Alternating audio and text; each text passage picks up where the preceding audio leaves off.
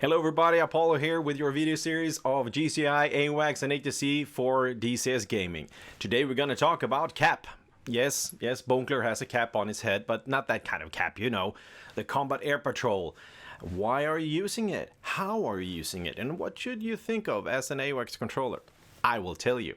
Well, Combat Air Patrol is used to create some kind of air superiority either locally or in your entire AO. And it can be done on many different ways. Well, you have to think about what kind of weather it is, what kind of airplanes you have, what kind of weapons you have, what's your radar coverage, what is your threat, what is your ROE, what is... As you can understand, there's so many stuff coming into a combination here that it depends. I'm sorry to say, you can now close this video. No, don't do that. I will tell you a few good things. All right. Generally, there's two types. I will show you. The offensive counter-air or the defensive counter-air. And what's the difference? Well, kind of hear it in the name. The offensive counter-air is like you're a bit more cocky. You travel in front of the package or with the package. You do fighter sweeps or you're like picking fights, trying to pick up the fighters and kill them where they are. It takes a lot of resources though, but it's kind of effective. And the other one, the DCA, is defensive counter-air. It's more protective, more locally, I guess, used. It's more come and get it attitude and let me pick your nose attitude and let me drill your... Why do you write that kind of manuscripts, Apollo? I don't understand. Anywho, for you as an AWACS, how should you do it in the games? Well, put them where you want them. Just place a cap where you want to have them and give them a threat direction. Also, good things to know is that you should probably have them in the radar coverage of your AWACS unit. Because if they're turning cold, well, they don't like to get the missile up their butt stuff. You know, they're not into that. As they want to live and survive, I guess. So that's what you should do, all right? Also, it could be either a positive control or a loose control. Well, what's the difference here? Well, you can also sort of understand that by the name. The positive control is that you as an AWACS or GCI, you tell them what levels they should keep and when to turn, how to turn, which target to give. And the loose control is more of giving a lot of bullseye calls out and just letting them do their shit, and you can sit there with your favorite beverage and just give bogey dope if needed and stuff like that. And also, the loose control can you can have so much more units per controller than the positive control. All right, so how can we help the caps? Well, give them pictures a lot. I mean, keep their SA up by giving picture updates all the time. Also, if they need a bogey dope, you give them a bro call. Very easy for that. And if the rows and the situation are favorable, you go commit. You tell them to attack that son of a bitch because it's a game and it's fun. And then when they're attacking the target you have for them, they might say duty. And that's the time when you should relax and think about something else. No, it's not. Then you should be listening to what they're doing and sort of like keeping a keen eye there. Are they attacking the right target, or are they way off, or have they radar locked something completely different beyond the target?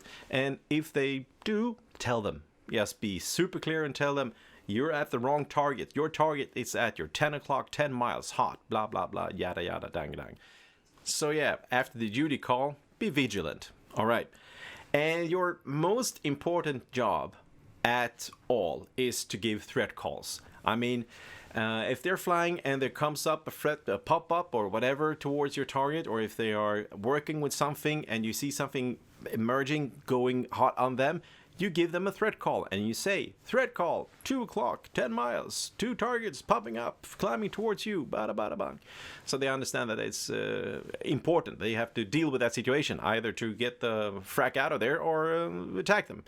And the 10 miles, well, depends. I mean, if you're slow movers, they might need the threat call on 30 miles or 50 miles or I don't know. You figure it out.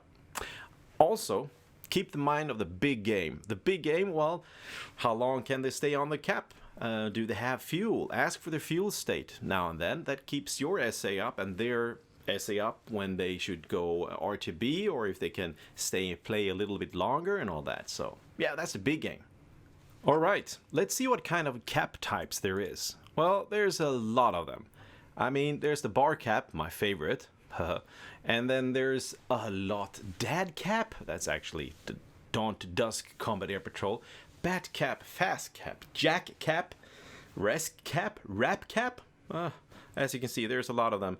And just Google it if you want to know more. I won't tell you much of it. But these are the ones we are using most in my community. Well, the BARCAP is a Barrier Combat Air Patrol. It's, well, you could call it a MiG screen or something like that.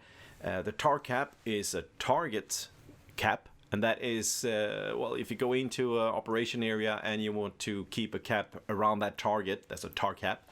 And the Strike Cap and the Cap Strike is, you know, the Strike is the first mission, and if they got any fuel and stuff over, the secondary is the Cap, and the other vice versa for the Cap Strike. All right, so what to expect when you look at a cap? Well, you could expect the grinder. No, it's not a dating app, so put down your phones, guys.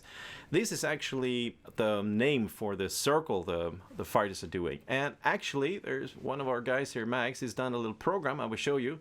Let's go on to this, and you will see you can choose which aircraft type you want to have presented there, down there. Yeah, you can play with this yourself later. And they show you how an orbit grinder looks like. You have a threat direction one at one way, and then you have these, you know, going on a constantly turn, right-hand turn, looking with the radars out. And you can have a counter-rotating grinder as an orbit, or you can have a racetrack, and then one is always towards the threat direction, one is going backwards, and this is maybe the most common. And if you have a force ship, you can do a racetrack grinder with a force ship with a hook turn. Looks like this. Or you can do it like this. But this, you have to have different levels. Oh, all right, they made it. Okay, you have to have different levels on these guys because it takes a little bit more of control in this grinder to maintain your level. So this might be a difficult one. Anyway, if you like spinning, you can do this. I've never seen this one in real life, but maybe it could work. Also, there's a new one. It's called Congo Crank Grinder 2000. And that is actually a 3-legged grinder. This is nothing I've seen real life. I've seen this actually here in my community. As you can see, one of the fighters does 2 legs going all the way up, and the one going down towards the anchor point is going cold in 1 leg. So then you can cover both sides east to west better. So to place an anchor point is actually where you want it. You can use a waypoint or give them a longitude, latitude, or yeah, why not the bullseye, or a geographical location which everybody's familiar with. Anyway, this is it, and thank you very much for watching. I will tell you that capping can be done, I mean, all depends on what the situation is, but it's it can be done in so many ways. Anyway, thank you very much for watching, and as always, try to avoid your helmet fire. See ya!